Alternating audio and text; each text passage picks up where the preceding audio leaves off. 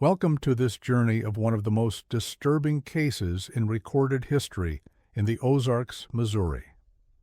Before we begin, I invite you to leave a comment about where you're watching from and the exact time you heard this story. We're interested in knowing where and at what times of day or night these documented accounts arrive.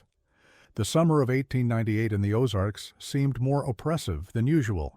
The humid heat hung over the region like a damp blanket, permeating the wooden structures of Thorn Creek, a small mining settlement nestled in the hills southwest of Springfield. The temperature had remained consistently above 90 degrees for weeks, with humidity levels that made the air feel thick enough to cut with a knife. It was the kind of heat that made people move slower, speak quieter, measure their words carefully. But for those who stayed at the Epstein Hotel on Pinewood Trail, the silence came from something beyond the heat. The property belonged to Montgomery Epstein, a 63-year-old businessman who had arrived in the area in 1879 during the lead mining boom. Born in Philadelphia to German immigrant parents, Epstein had made his initial fortune in textile manufacturing before sensing opportunity in the expanding mining operations of southern Missouri. According to county records, he purchased the land in 1880 and spent nearly a year constructing what would become the most impressive building in Thorn Creek. The hotel stood out among the modest structures of Thorn Creek with its imposing Victorian architecture, featuring a wraparound porch supported by ornate columns, tall windows protected by iron grills, and a garden in the back that, according to locals, had once been vibrant and well-maintained.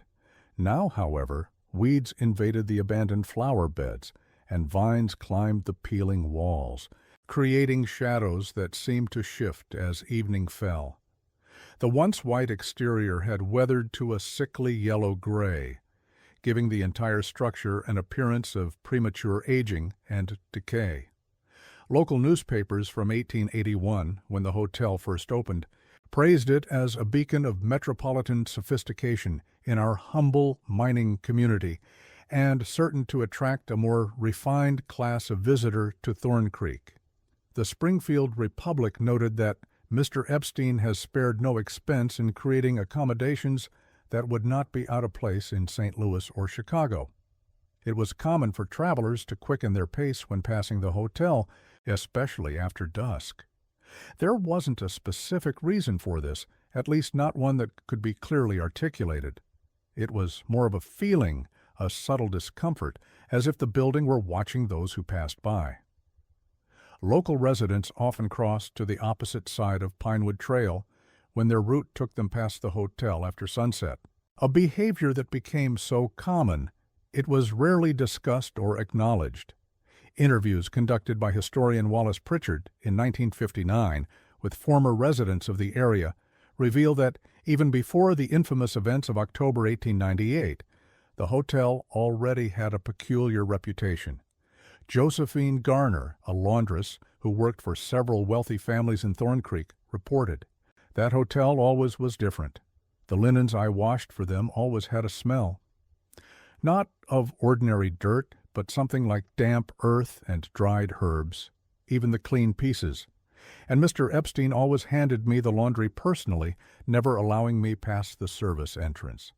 Once I arrived earlier than expected and caught a glimpse of the kitchen. Everything was immaculate, unnaturally so, as if no food had ever been prepared there, yet I know they served meals to guests daily." Another resident, Bartholomew Miller, who operated the general store across from the hotel, shared his observations. Epstein was particular about his supplies. He ordered unusual items, specific salts, herbs I'd never heard of, large quantities of beeswax candles when everyone else had switched to kerosene lamps. And he insisted on importing certain goods directly from Europe at great expense, even when domestic equivalents were available. But the strangest thing was how the hotel seemed to consume without producing waste. Other establishments their size would have garbage to dispose of, empty bottles, food scraps. The Epstein Hotel hardly generated enough refuse to fill a small barrel each week. Miller also recalled the peculiar nature of the hotel's operations. You would expect a hotel to have regular deliveries, food, linens, coal for the furnace. But the Epstein place received shipments irregularly, and often at night. Heavy wooden crates with strange markings. All was handled by Epstein himself, rather than the porter. And when commercial travelers stayed there, men who had seen hotels across the country, they'd often check out earlier than planned, looking pale and unrested. I remember one drummer who told me he'd rather sleep in the stables than spend another night there. When I asked why, he just shook his head and said, "The walls. They ain't right." The official history, as recorded in the county records, was straightforward. Montgomery Epstein ran the hotel alone after the death of his wife, Millicent Epstein, in 1896. Childless, he dedicated himself to managing the property and was rarely seen in town. His public appearances were limited to occasional business at the bank or post office. Always dressed formally in a black suit, regardless of weather conditions, always carrying his distinctive silver-topped cane, always keeping to himself. Those who interacted with him described him as unfailingly polite but distant, with an accent that suggested European education despite his American birth. Census records from 1880 list the Epstein household as consisting of Montgomery, 45, Millicent, 42, and 4 staff members who lived on the premises, a cook, a housekeeper, a groundskeeper, and a porter. By 1890, the live-in staff had dwindled to just 2, the housekeeper, Florence Grady, and the porter, Silas Merritt. After Millicent's death, Florence also departed, leaving only Silas as permanent staff, though Epstein was known to hire temporary help from nearby Springfield for larger events or during busier seasons. Details about Millicent Epstein's death present intriguing inconsistencies.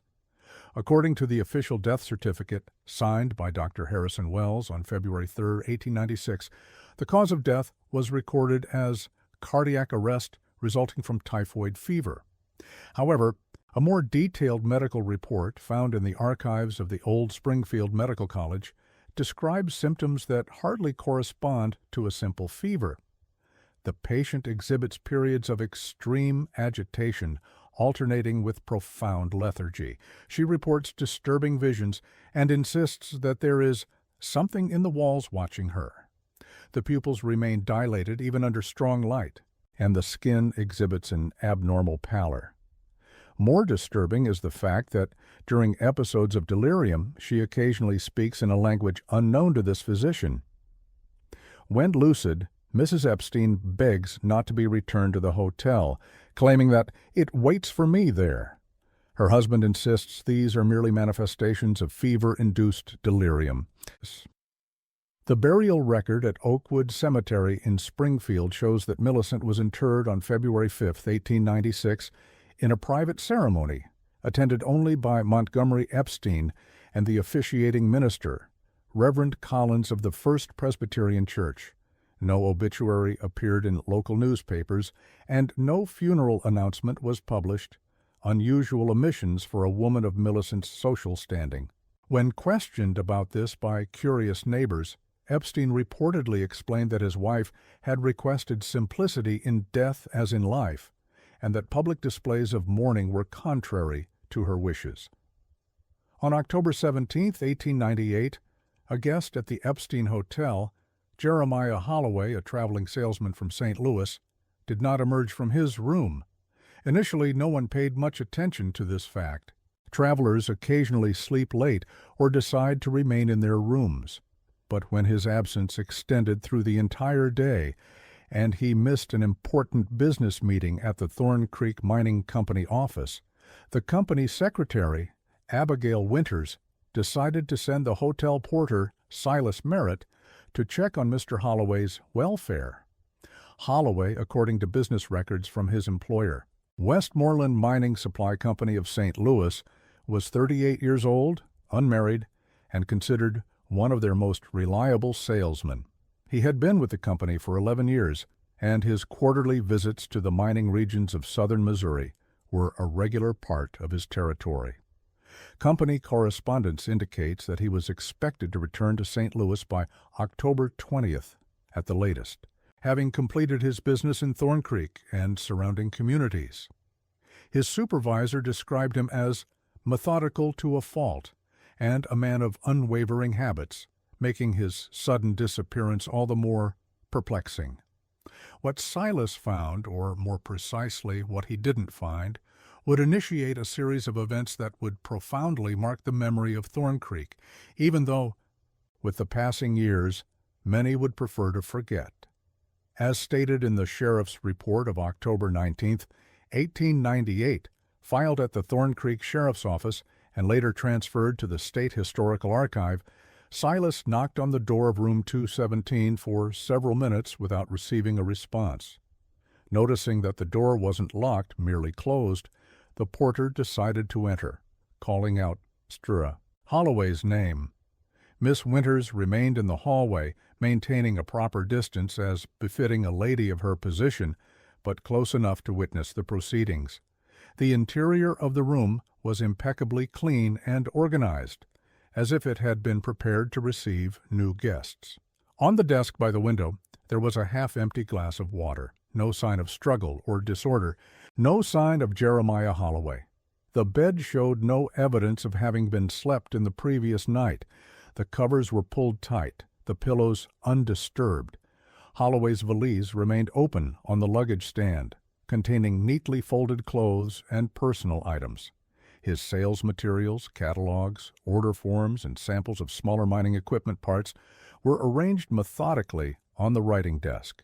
The sheriff's report, written by Deputy Marcus Tanner under the dictation of Sheriff Bartholomew Quinn, describes the scene with almost clinical objectivity, but includes a curious detail. The porter reports that upon entering the room, he noticed that the clock on the mantelpiece was stopped exactly at 3:17, as was the pocket watch found on the nightstand. Mr. Merritt states that this detail caused him particular discomfort, though he couldn't explain why. Miss Winters corroborates this observation, adding that she checked her own timepiece, which showed the correct time of 10:43 a.m., confirming that the stopped clocks were indeed anomalous rather than reflecting the actual time.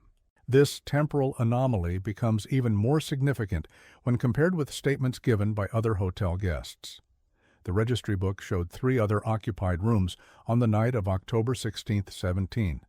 Room 15, occupied by Clarence Hargrove, the purchasing manager for Thorn Creek Mining Company. Room 112, occupied by Thaddeus Blackwood, a timber merchant from Kansas City. And room 201, directly across the hall from Holloway's room, occupied by Samuel and Margaret Whitfield, a couple visiting from Chicago. When interviewed, all 3 parties mentioned hearing unusual sounds around 3:00 a.m. Hargrove's statement reads, "I was awakened by what sounded like someone dragging a heavy object across the floor above me. The noise continued for perhaps 5 minutes, then ceased abruptly. I considered calling for the porter, but decided against disturbing the household over what was likely just another guest rearranging furniture. I noted the time as approximately 3 o'clock, give or take a few minutes, as I checked my watch before attempting to return to sleep." The Whitfields, in their joint statement, reported, "We were both awakened by what Mrs. Whitfield described as whispers in the walls. I heard nothing of the sort, but did notice a strange odor, similar to damp earth or a root cellar, which seemed to be coming from the hallway. When I opened our door to investigate, the hallway was empty, and the smell dissipated quickly. Mr. Holloway's door was closed. Our clock showed 3:15 a.m. Blackwood, whose room was on the ground floor farthest from room 217, provided the vaguest account. I sleep poorly when traveling, and was awake reading a newspaper when I heard what sounded like someone running through the hallway. I opened my door, but saw no one. The grandfather clock in the lobby was chiming 3. I returned to bed shortly thereafter and heard nothing further unusual. Silas checked all areas of the room without finding the occupant. It was in the closet that he noticed something unusual. An old leather travel case was open, which seemed odd considering that Mr. Holloway was known to be methodical about his personal belongings. The case contained personal hygiene items and a few small objects, a pocket knife, a silver tie pin, cufflinks, all arranged with noticeable precision. The sheriff's subsequent inspection of the hotel revealed unusual architectural features. Unlike typical hotels of the period, which followed a standardized layout, the Epstein Hotel had been designed with evident attention to unusual details. The floors were laid with imported Italian marble in the common areas and hallways. The walls were covered with a type of wallpaper that, according to specialists consulted years later, contained uncommon dyes that made it exceptionally resistant to fading. Lighting was provided by gas lamps positioned in such a way that even on overcast days, the interior received sufficient illumination without harsh shadows. Sheriff Quinn's report notes several architectural peculiarities. The building features an unusual number of hidden spaces, storage closets built into walls where one would not expect them, service passages that allow staff to move between floors unseen, and multiple staircases, including a narrow spiral one connecting the kitchen directly to the third floor.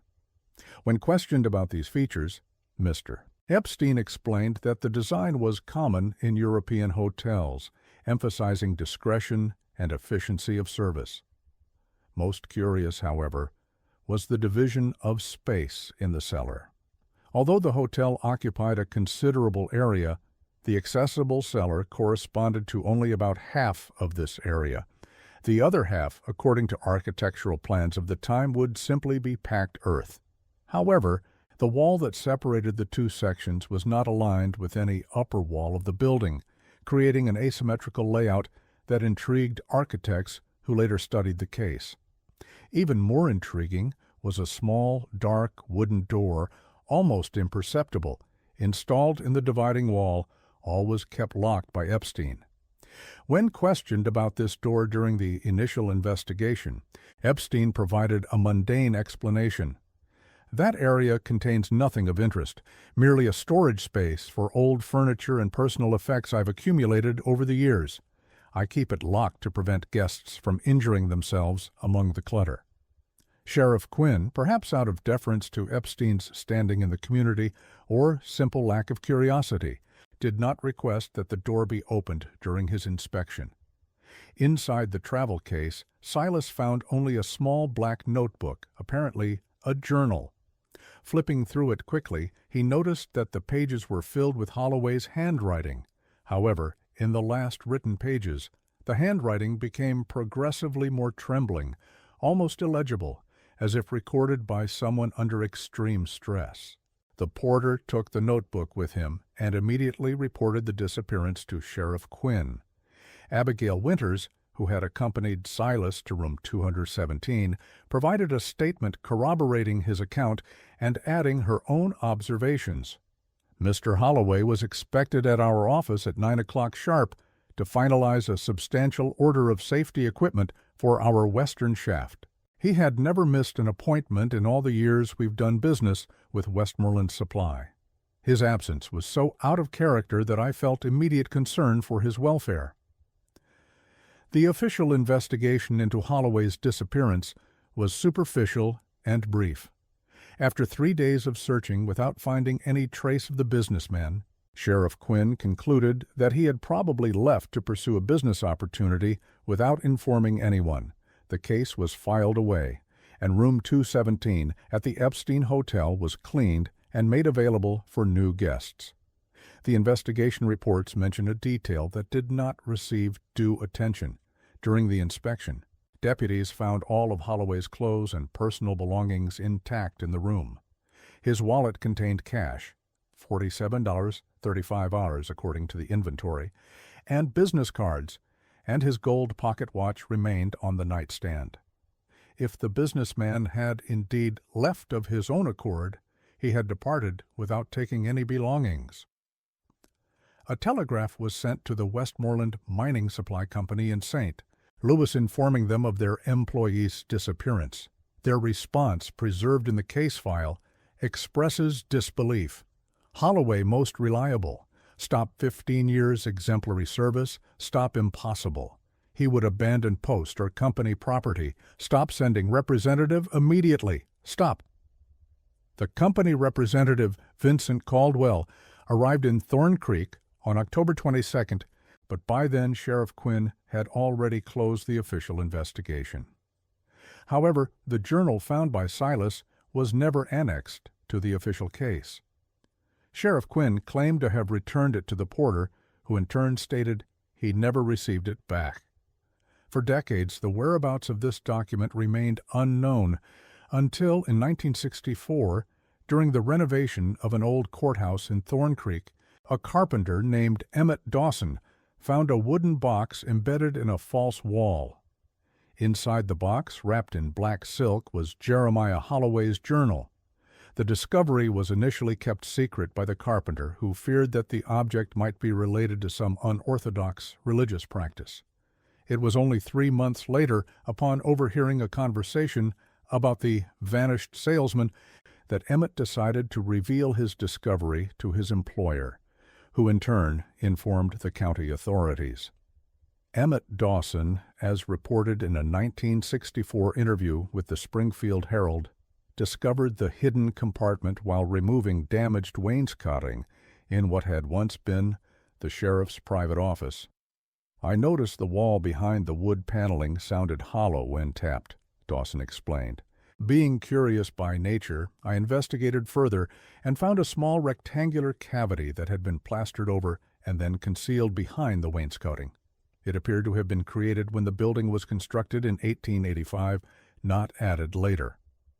The box inside was made of cherry wood with brass fittings, quite an expensive item for its day.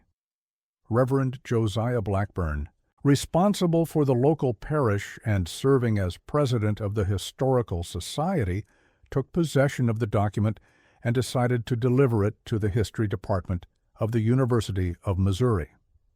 However, for reasons never clarified, the journal was filed in the restricted documents section of the university library, where it remained inaccessible to the public for another 5 years. In a letter to the Bishop of Springfield, Reverend Blackburn writes, "Your Excellency will understand my hesitation in deciding the appropriate destination for this document. Its content, especially in the final pages, raises questions that transcend the scope of our common theological understanding. I do not suggest anything of a supernatural nature. I am, as you know, averse to such explanations, but there is in these pages a testimony of something deeply disturbing that should be studied by minds prepared for deeper psychological analyses. What concerns me is not so much what is written, but the evident transformation in the person who wrote it." The bishop's response, also preserved in the archives, is equally cryptic. I have reviewed the document in question and share your concerns. Some narratives are perhaps better left unexplored by the general public. Your proposed course of action seems prudent. I would, however, caution you to distance yourself from further investigation of this matter. I have observed that those who delve too deeply into certain mysteries often find themselves changed by the experience, rarely for the better. In 1969, Professor Abernathy Crawford, during research on the social history of the Ozarks, obtained authorization to consult the document. What he found in Holloway's journal disturbed him deeply, leading him to abandon his original research and dedicate himself exclusively to studying this case. Abernathy Crawford was not just a competent historian, but also a meticulous researcher with secondary training in psychology. Born in 1923 in Kansas City, he had briefly served in the Army during World War II before dedicating himself to academic life. His specialty was documenting oral histories and analyzing personal documents such as letters and diaries to reconstruct social and psychological aspects of historical periods. When he gained access to Holloway's journal, he was working on a broad study of social transformations in rural Missouri at the turn of the century. The first entries in the journal were dated October 13th, 1898, the day Holloway checked into the Epstein Hotel. They were mundane notations about the businessman's day, lists of tasks, records of expenses, occasionally reflections on his sales trip. The handwriting was firm, organized, reflecting the methodical personality that associates attributed to Holloway. An entry from October 14, 1898, offers a glimpse into the routine and mental state of the salesman. October 14, 1898, met today with Mr. Hargrove, purchasing manager for the Thorn Creek Mining Company. The papers are in order, as my company always ensures. The mining equipment, blasting supplies, and safety apparatus remain solid products, sufficient to maintain my commission levels comfortably for the remainder of the quarter. This hotel is curiously grand for such a remote location. The nights are especially quiet. The building seems larger and more empty than its occupancy would suggest. Sometimes I wake thinking I've heard someone walking in the hallway, but upon checking, find no one. The proprietor, Mr. Epstein, recommended a local tonic to help with sleep, but I hesitate.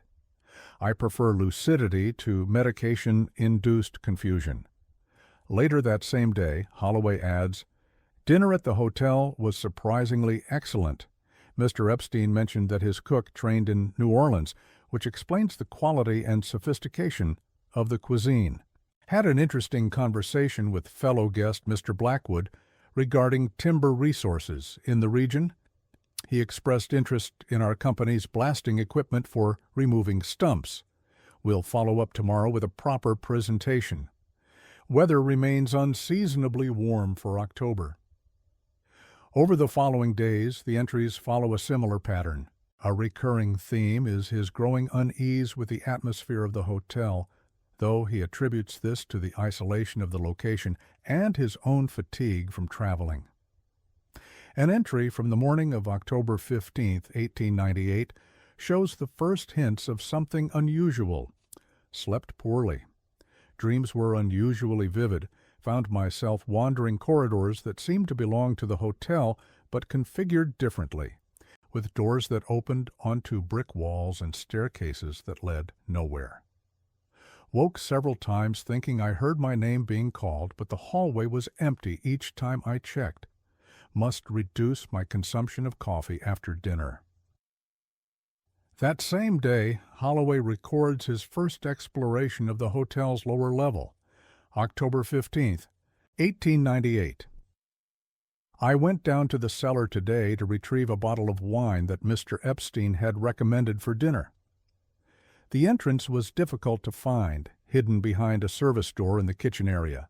I've never seen such a meticulously organized storage area in a rural establishment. Epstein seems particularly proud of his wine collection, imported from Europe, according to him. Strangely, I found a small door at the back slightly ajar, though I'm certain it should have been locked. Epstein appeared suddenly behind me, startling me considerably. He seemed disturbed to find me there, though he had given me directions himself. He escorted me back upstairs, his hand gripping my arm with surprising strength for a man his age.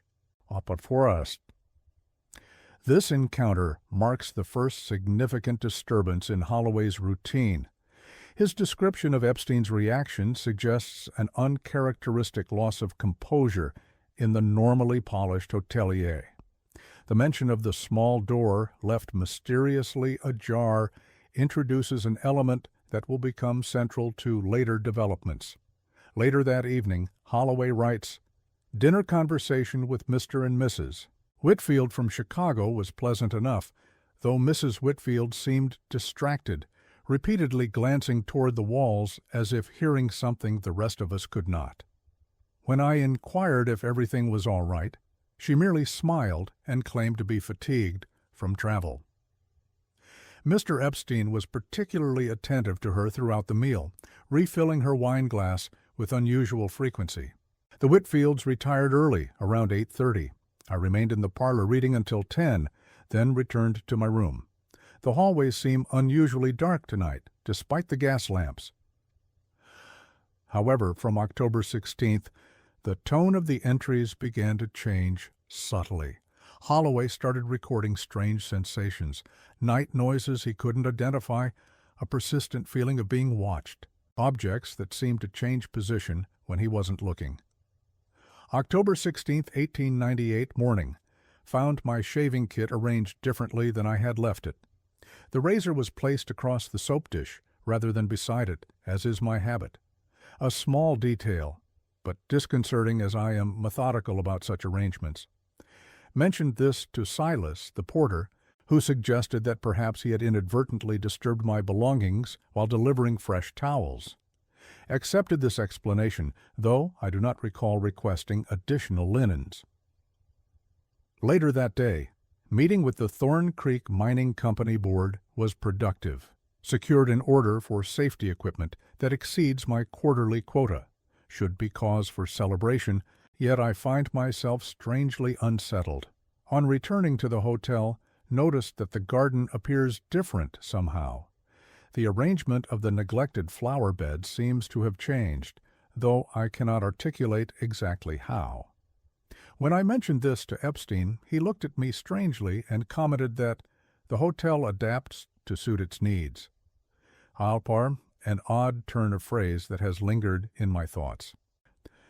That night, Holloway's observations take on a more concerning tone. October 16, 1898 evening. Again that sound, like nails scratching wood coming from the walls. I mentioned it to Epstein, who dismissed it as the old building settling. But why always at midnight? I found my pocket watch on the desk this morning, though I distinctly remember placing it on the nightstand before retiring. The hotel seems unusually empty for a Saturday. I've only encountered one other guest, a pale woman who never seems to leave her room. When I inquired about her with Epstein, he looked at me strangely and said I must be mistaken, that there were no female guests currently registered. This entry marks a significant shift in Holloway's perception. He begins to question his own observations and memory, a common response to unexplainable occurrences. The mention of a female guest whom Epstein claims does not exist introduces a troubling inconsistency. Either Holloway is experiencing hallucinations or Epstein is deliberately concealing information. In a late-night edition, written in a noticeably less steady hand, Holloway reports, 3:05 a.m., awakened by what sounded like whispering directly outside my door. Opened it to find the hallway empty. As I was about to return to bed, noticed a figure at the end of the corridor, a woman in what appeared to be a white nightgown, standing motionless. When I called out, she turned slowly toward me but remained in shadow. I began walking toward her, but she retreated around the corner. By the time I reached the junction, the corridor was empty. All doors closed. Checked with Silas in the morning, who again insisted no women were currently registered at the hotel. Holloway then reports having seen a dark figure standing at the foot of his bed during the night, which disappeared when he lit the gas lamp. He mentions whispering voices that seemed to come from inside the walls, speaking words he couldn't understand, but which somehow seemed directed at him. The whispers have a rhythm to them, almost like a chant or incantation, not English nor any language I recognize from my travels. Yet somehow I feel I should understand it, as if the meaning hovers just beyond my comprehension. Most disturbing is the sense that they are speaking directly to me, calling me by name, though not using it. On October 17, 1898, his final full day at the hotel, he wrote, "Morning. I found that photograph again at the bottom of my valise, though I'm certain I didn't pack it. How is this possible? The image seems different now. His eyes seem to follow me around the room. Tomorrow I shall burn it, and this time I'll scatter the ashes outside the property. The photograph in question was never found, and the journal doesn't specify whose image it was. Considering that Holloway refers to the person as him in capital letters, Professor Crawford initially assumed it was Epstein. However, later entries cast doubt on this interpretation. A midday entry on October 17th shows Holloway's mental state continuing to deteriorate. attempted to telegraph the office in St. Louis, but found myself unable to compose a coherent message. The words seemed to rearrange themselves in my mind before reaching the paper. The telegraph operator gave me an odd look when I finally handed him the form. Reading it now, I see why. The message makes no sense. Requested he disregard it and return to the hotel. Epstein was waiting on the porch as if expecting me, though I had told no one of my errand.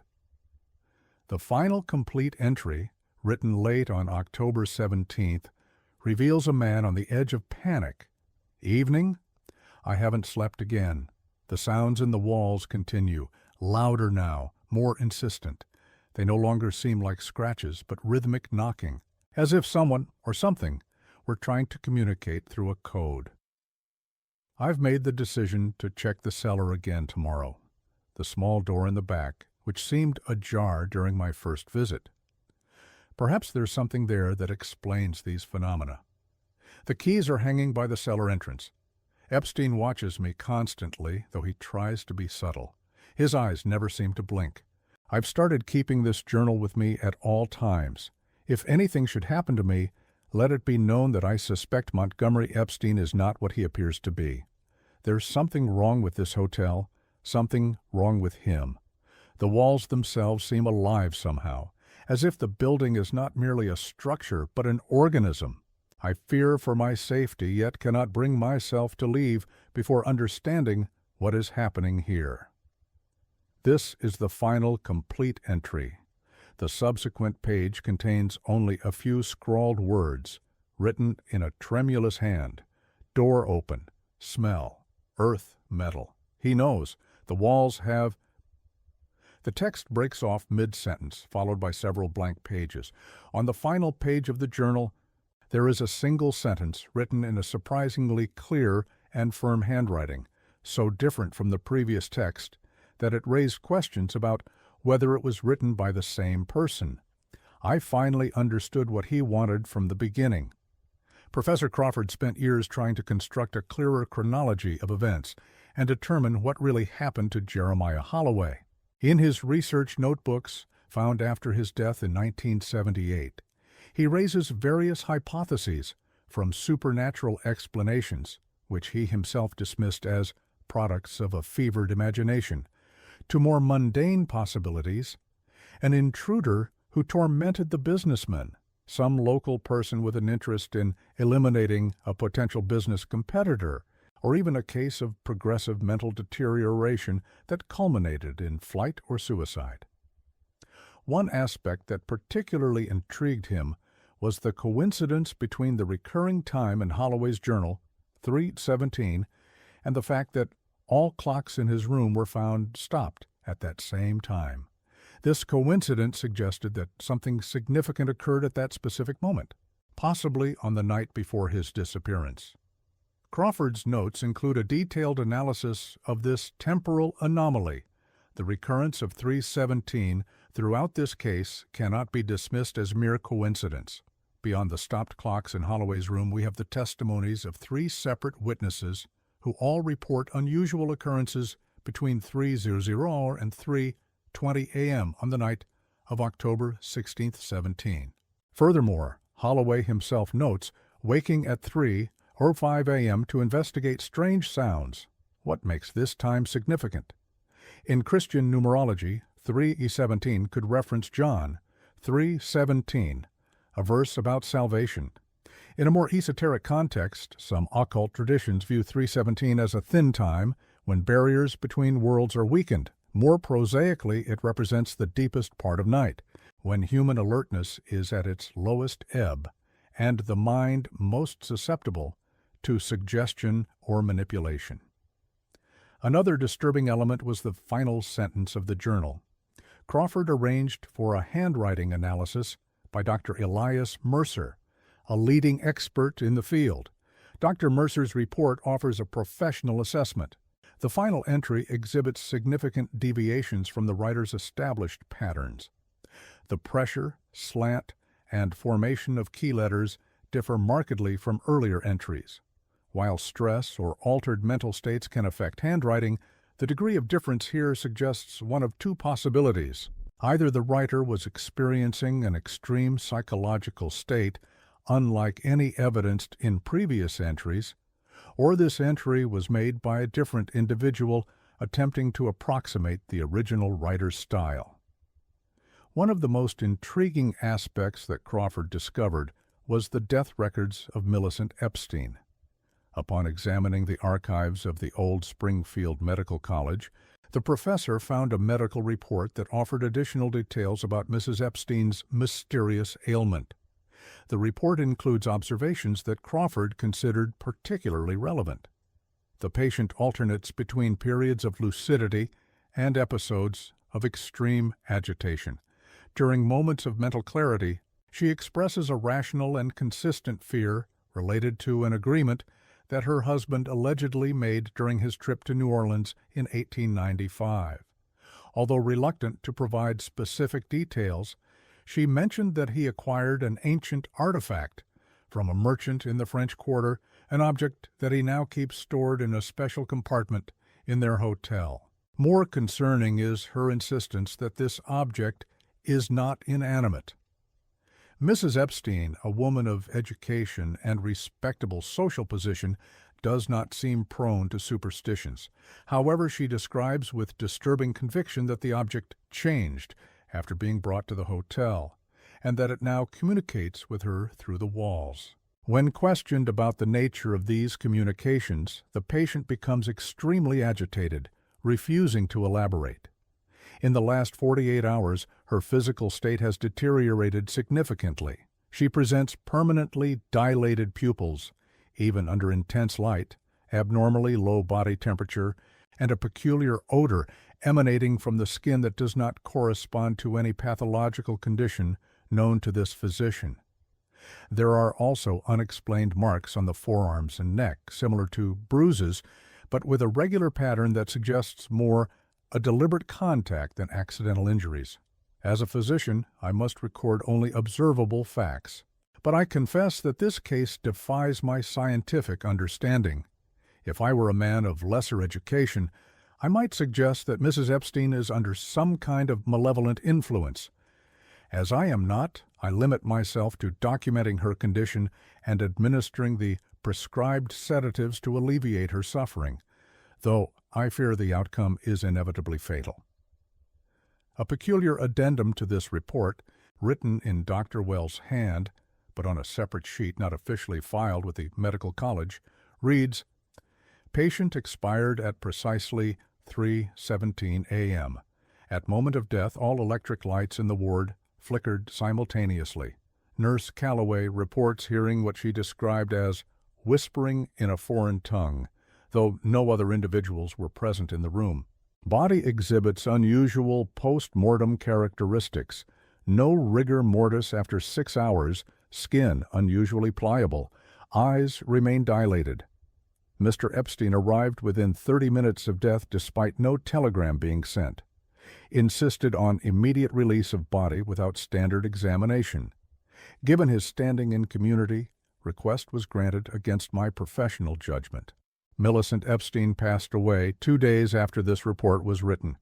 The death certificate, signed by the same Dr. Harrison Wells, lists cardiac arrest as the cause of death, omitting all the disturbing details documented in the hospital report.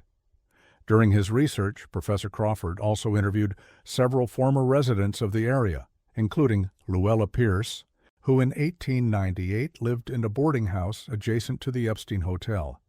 According to her testimony, in those days, nobody talked openly about that hotel, but everyone knew something strange was there. My mother forbade me from passing in front of that building alone. On nights with a full moon, sometimes we would hear sounds coming from there. Not screams, not exactly voices, but a kind of low lament, like someone humming a sad melody. On the morning they discovered that the salesman had disappeared, I was returning from the general store and saw something that I never told the authorities. I saw a man leaving the hotel very early, before the sun had even risen. He wore a hat that covered his face, and carried something in his arms, wrapped in a dark cloth. At the time, I thought it might be a doctor, perhaps, who had been called during the night. But now, thinking about it, why would a doctor leave carrying something like that instead of simply doing his work and leaving?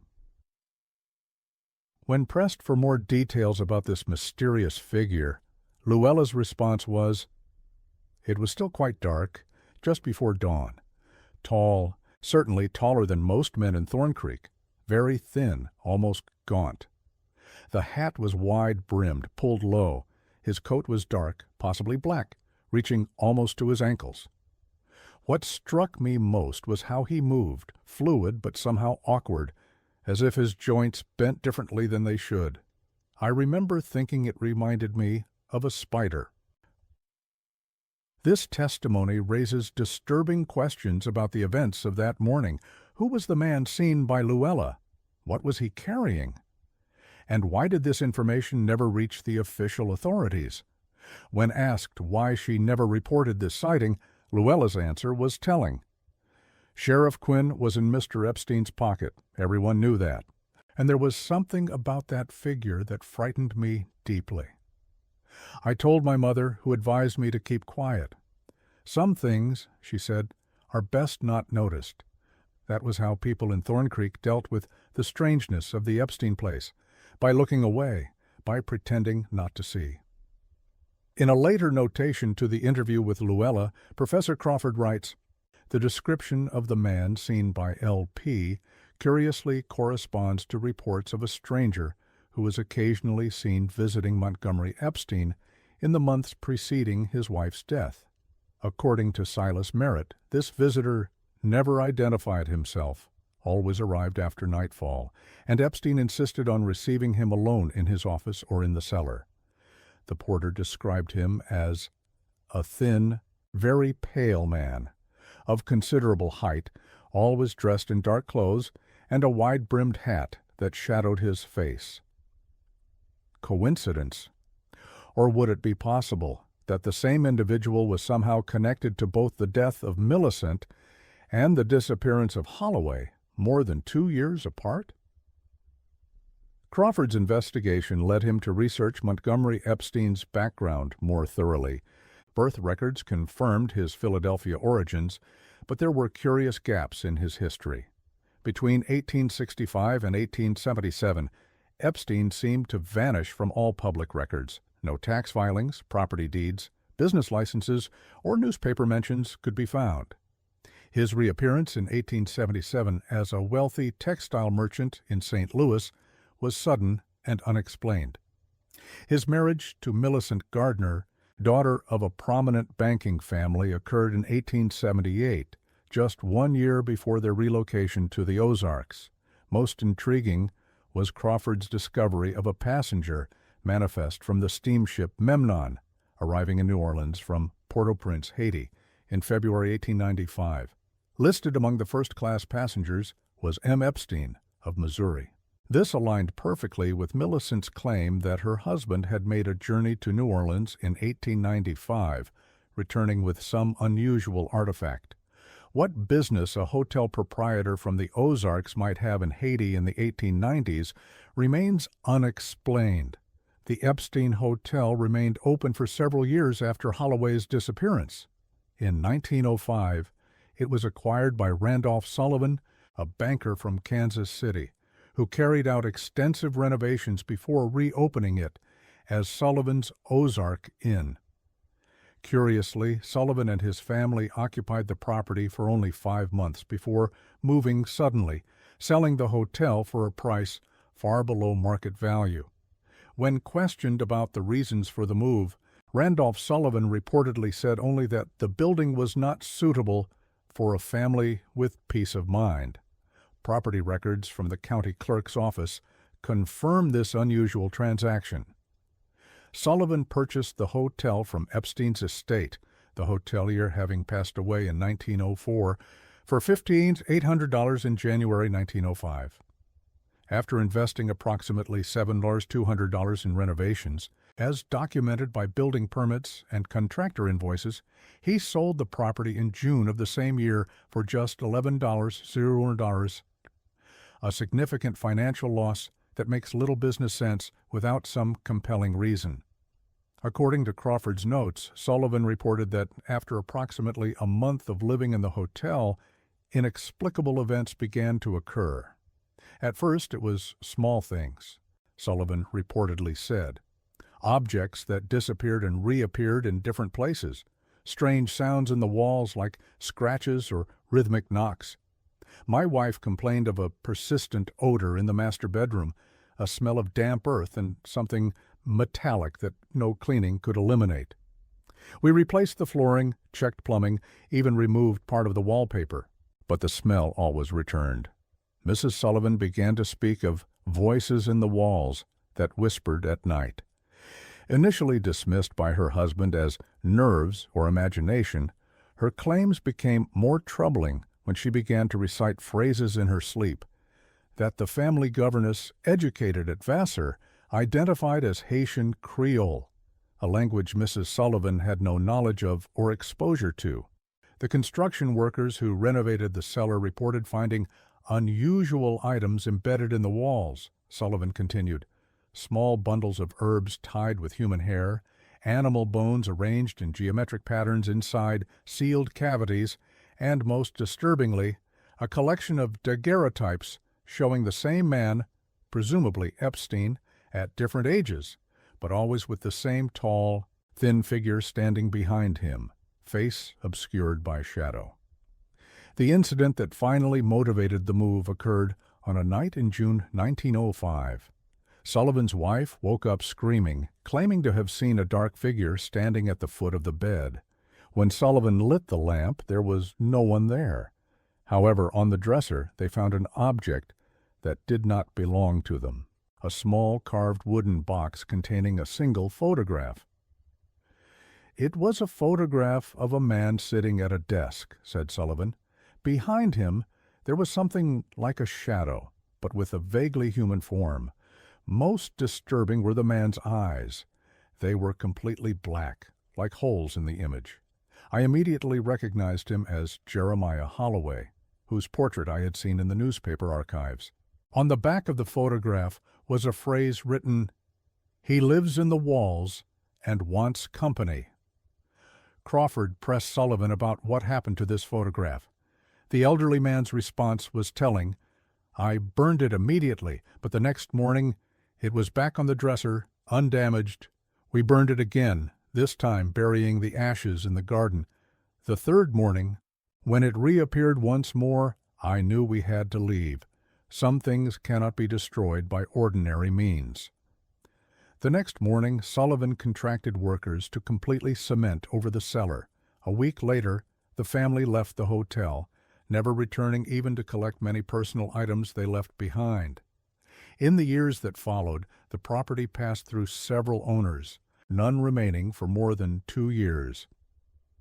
In 1952, after sitting empty for almost a decade, it was finally demolished to make way for a small commercial building. During the demolition, as reported in the Thorn Creek Gazette of July 17, 1952, the workers made a macabre discovery. Upon removing the cemented floor of the cellar, they found a small wooden door, sealed with what appeared to be black wax. The foreman, Harold Jenkins, decided to open the door, revealing a small compartment.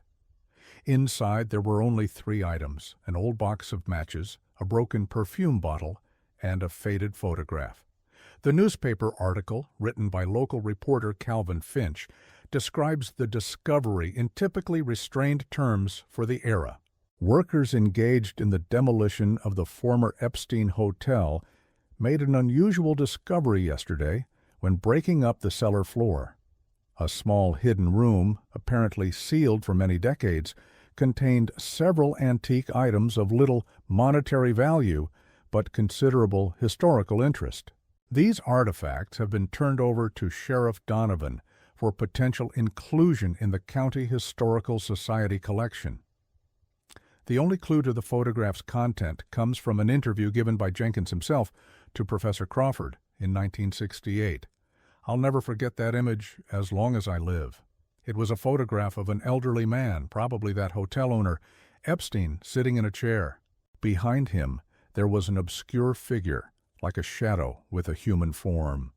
Most disturbing were the old man's eyes in the photo. They were completely black, as if someone had covered them with ink.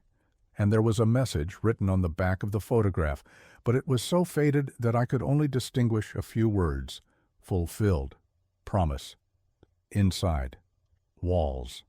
Jenkins, a gruff, practical man with over 40 years in construction, became visibly uncomfortable discussing the photograph. "I'm not a superstitious man, Professor," he said.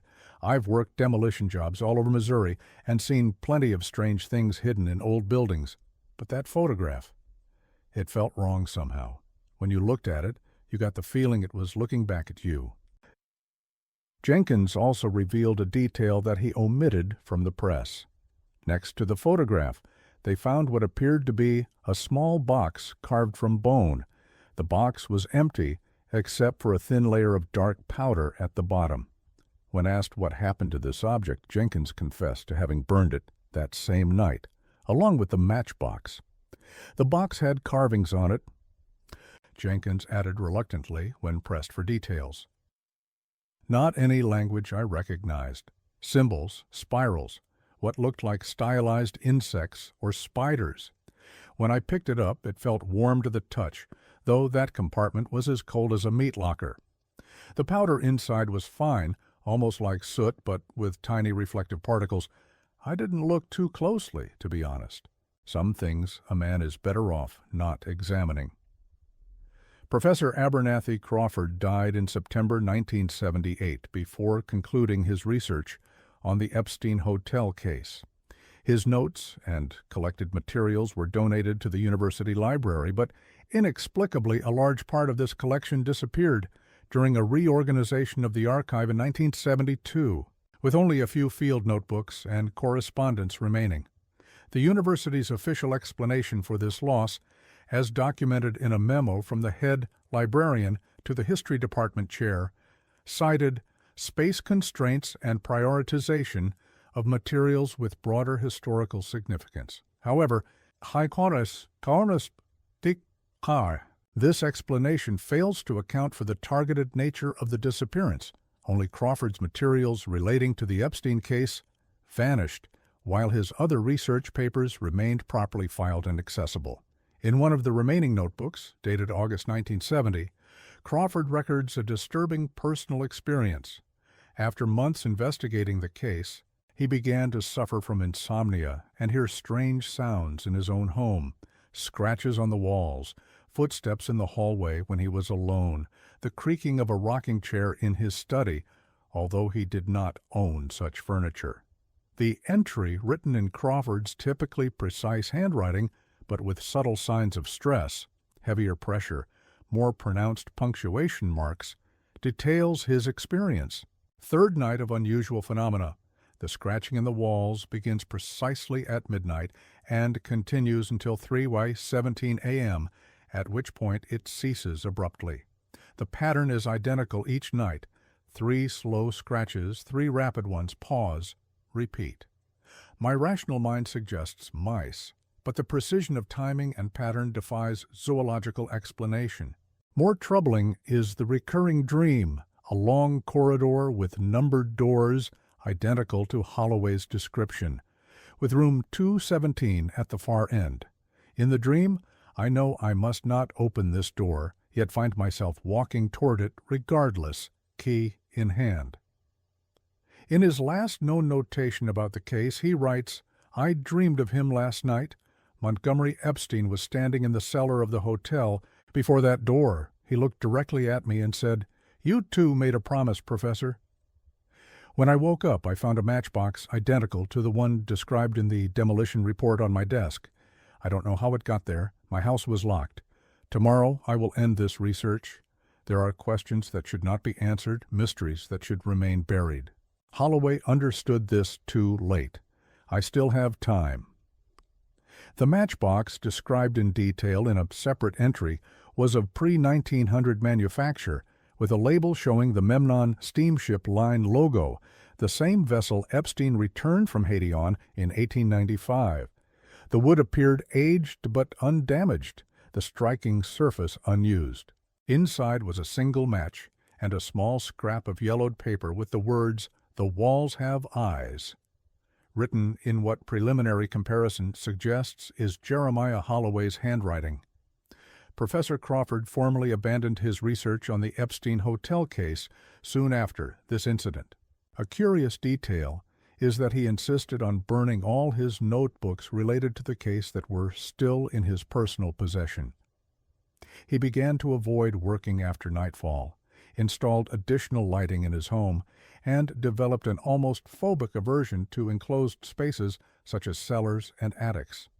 The most marked change in his behavior, his assistant Diana noted in a personal letter, was his relationship with walls. He would not sit with his back to any wall, would often stop mid-conversation to stare at a wall as if hearing something, and repeatedly had contractors examine the walls of his home for structural irregularities. He also removed all photographs from his house, family portraits, academic group pictures, everything, storing them in his campus office instead. When I asked about this, he said only that images retain impressions of what they've witnessed. The truth about what happened to Jeremiah Holloway in October 1898 remains a mystery. His body was never found. The official records continue to list his case as a disappearance. In 1960, a journalist from the St. Louis Post-Dispatch named Richard Newton attempted to reopen the investigation. He managed to locate and interview Silas Merritt, the porter who had found the empty room in 1898. Silas, then 85, told Newton something he had never officially mentioned. "When I entered that hotel room, I immediately felt something was wrong. It wasn't just the silence or the absence of the gentleman. It was as if the room was breathing. The walls seemed to pulse subtly, like a heart beating very slowly. And there was a smell, not of decomposition or illness, but of freshly dug earth and candle wax. The strangest thing was what I found in his bedroom. The bed was perfectly made, as if no one had slept in it. On the pillow there was a single object, an old key, large, probably to the cellar. And beside the key, small stains of a dark liquid that I preferred to believe was ink. According to Newton's notes, Merritt leaned close after the formal interview and whispered, "Epstein wasn't human, you know, not by the end, whatever was in those walls. It got inside him, too." His eyes changed. I saw him once, late at night, thinking no one was watching. He was standing in front of a mirror in the lobby, just standing there, not moving, not blinking, for over an hour. When he finally moved, it wasn't like a person moves. It was like something wearing a person, learning how the parts work. Silas also revealed to the journalist a detail he had omitted from the police in 1898, out of fear of being considered superstitious or mentally unstable. When I went down to the cellar to check if Mr. Holloway might be there, I noticed that the small door at the back, the one that Mr. Epstein always kept locked, was ajar. The strong smell of damp earth came from there. I approached with trepidation, but something compelled me to look.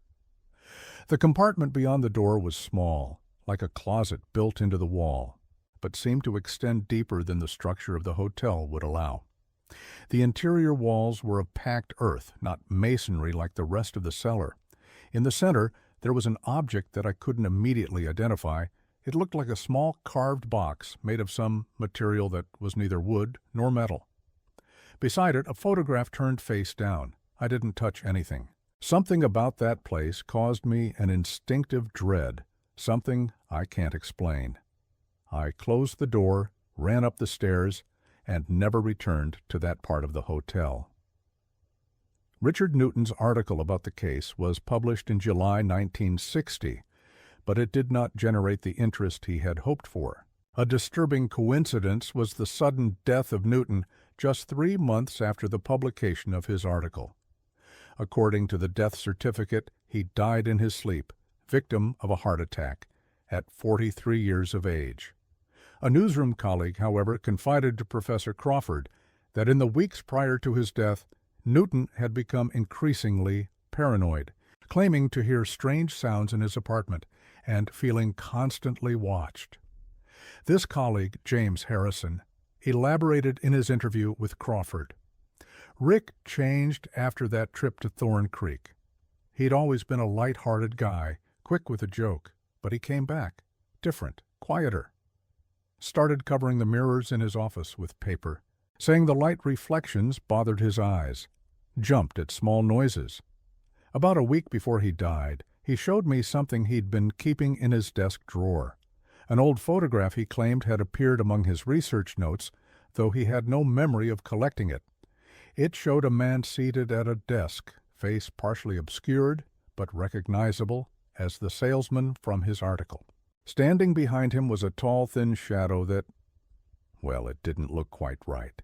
The proportions were wrong somehow. Rick had sealed it in an envelope, which he then placed inside a metal box. "It keeps getting out," he told me. Today, the site where the Epstein Hotel once stood houses a small department store.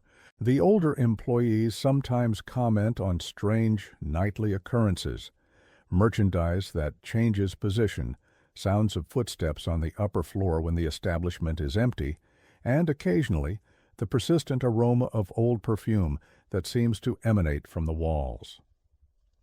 The current manager, Margaret Reynolds, reports that these occurrences intensify during certain periods of the year, particularly in October, the month of Holloway's disappearance. It's something that everyone who works here for some time eventually notices. It's not frightening, it's more uncomfortable, as if you're never really alone in the building, even when you clearly are. Some employees refuse to close the store alone, especially on Mondays. The air gets heavier, like before a storm, and that smell of old perfume appears, a sweet aroma, but with an underlying note of damp earth. And sometimes, just for an instant, you have the sensation of seeing someone from the corner of your eye, usually near the stairs that once led to the cellar. When you turn, there's no one there. Reynolds, a practical woman with little patience for supernatural speculation, nonetheless implemented certain unwritten policies. No employee works alone after sunset. The storeroom that occupies the space above the old cellar is used only during daylight hours. We don't discuss these rules with customers until they've been here long enough to understand why they exist. Recently, during a renovation of the store's floor, workers found, embedded in the concrete, a small silver medallion with the inscription M.E. 1898. The object was donated to the town's historical museum, where it remains on display. Curiously, the museum employee responsible for cataloging the piece, Howard Matthews, reported a strange incident related to the medallion.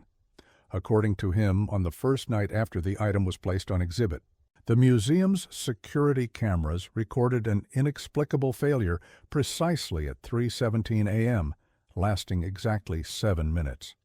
When the system began functioning again, the medallion had moved inside the display case, rotating 180 degrees. Technicians found no explanation for the failure.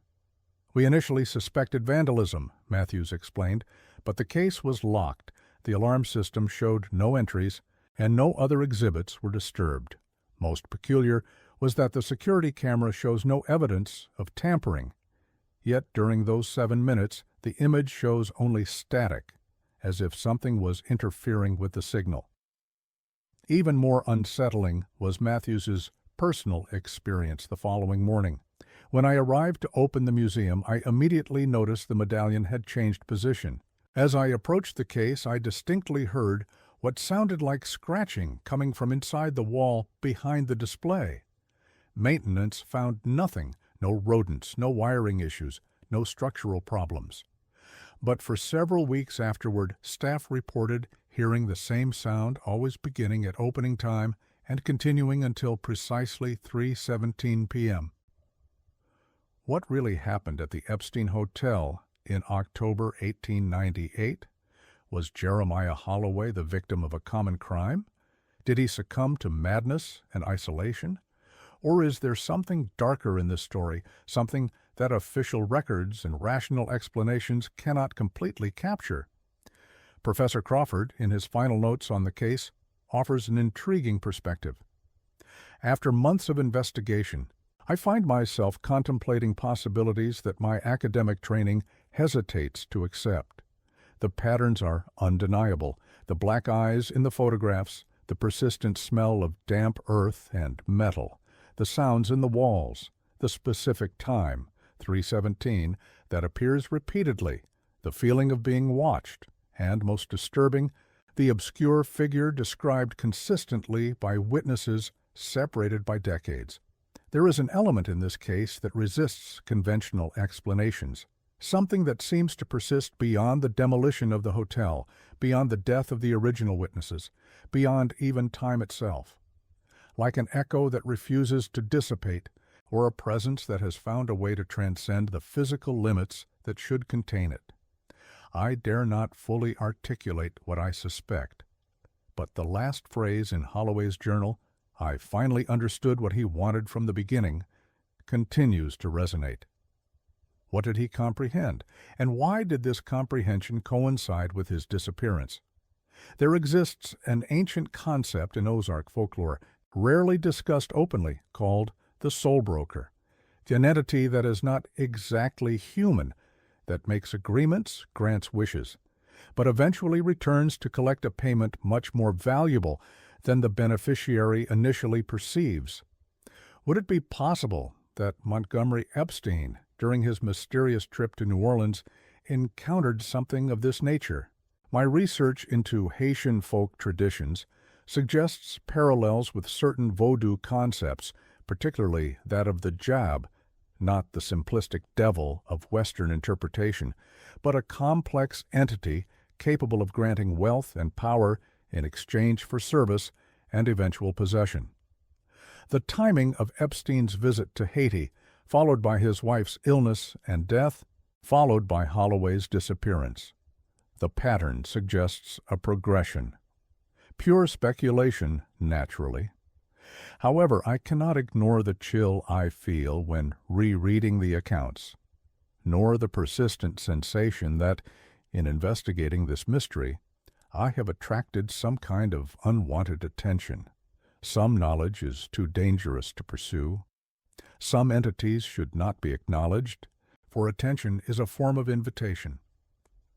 I leave this final note as a warning to any who might continue this research. There are mysteries that, once noticed, begin to notice you in return. Some stories have no definitive conclusion, only echoes that resonate through the decades, reminding us that not all mysteries were made to be unraveled. The case of the Epstein Hotel is one of those echoes, a whisper from the past that even after more than a century still makes us look with suspicion at old walls and dark cellars, wondering what might be hidden beyond appearances, and if by chance you find yourself walking through the historical streets of the Ozarks at dusk and feel a sudden chill, as if you were being watched.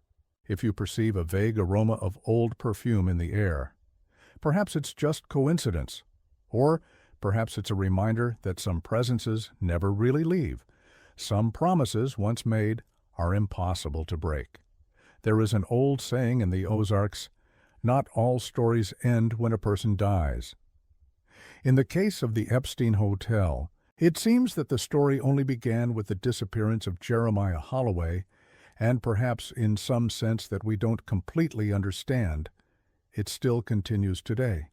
And you, who now know this story, have you checked the walls of your house today? Have you paid attention to the sounds that come from them when everything is silent? And if, by chance, you wake up at 3:17 in the morning, perhaps it would be prudent to avoid looking at the dark corners of your room. Some things, once seen, cannot be forgotten. Some stories, once known, become part of us. As the old-timers used to say, knowledge is power, but some knowledge is also a burden, and some doors, once opened, can never be truly closed again.